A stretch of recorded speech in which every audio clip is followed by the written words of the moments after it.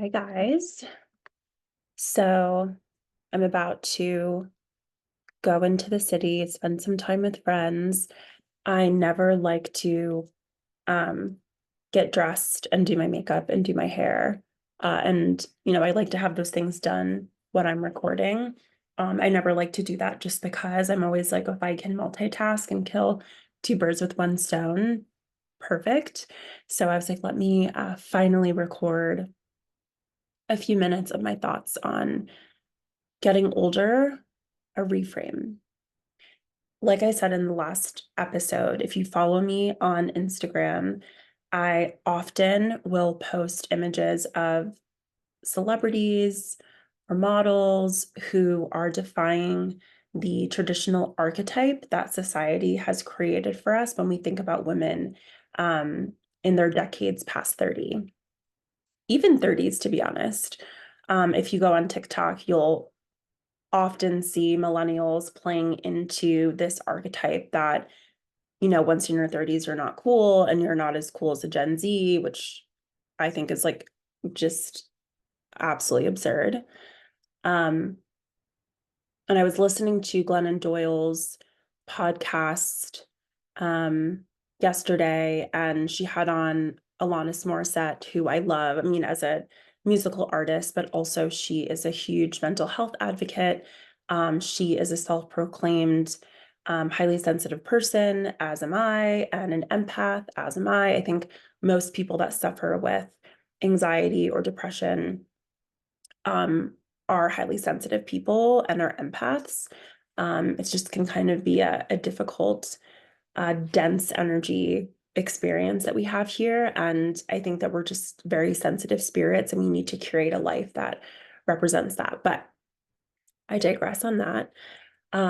She said something that really encapsulated my thoughts on getting older perfectly. And I was just sending a voice note to a friend. We were talking about this exact topic, and he had chosen to have kids very early in his 20s. And I was saying that I think for women, we have to be incredibly intentional and have a conscious awareness to delay that choice. Um, because the gift that comes with that, if you choose to do so, is this coming back to yourself, right? Like Alanis Morissette put it perfectly, and I've said this too in a different context. I think a lot of spirituality, the goal behind a lot of spirituality and self-development work is to come back into yourself to remember who you are. That in the context of spirituality goes layers and layers deep to a soul level, right? But I think when we're talking about it in terms of that transition from maidenhood to motherhood, remembering the maiden in you, remembering um, your personhood outside of what you can provide for others, your husband, your wife. And as women get older, I've seen, I mean, to me, I think 40s and 60s are like the sexiest decades that you could possibly be in because these women are, they have such a sense of self, of who they are. They're fully defined humans. And that is the sexiest thing to me. Like someone who knows who they are.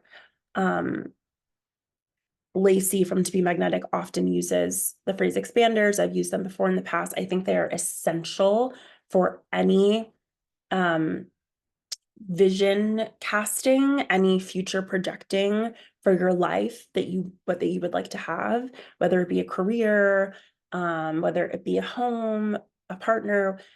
You need to find someone who reminds you of you, who has what you want.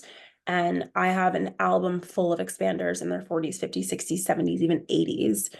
Um, there is such to be able to grow older, not in a cliche way. I don't want to say it's a gift, but it is, there are gifts that come in that are just not available to you in your younger years. Um, and I just I really hope that for my women, I encourage you to be really conscious of the media that you're consuming that pounds this idea into you that your value is your beauty and your youth. We're in such a youth obsessed culture, specifically in America, and that could not be farther from the truth. Um, I'm very, very conscious with what I consume, what I listen to, my friends. Um, and also, to be honest, I think that, I've read stories about women who can identify to the day that men stopped looking at them. And there is such a thing as pretty privilege, no question. But a lot of those women say like they kind of feel relieved, like they're kind of just like, oh, I can relax. And I kind of get that a little bit. My grandmother used to tell me all the time when I was younger, who's actually right behind me, um, elegance and grace and kindness will keep you beautiful for all of your years. And I totally believe that. And I think that the women who not only know who they are, but carry themselves with poise and grace, um, and have allowed themselves to flourish and lean into the decades in which they're approaching or they're in versus hanging on for dear life for the decades that have passed are the most beautiful women to me.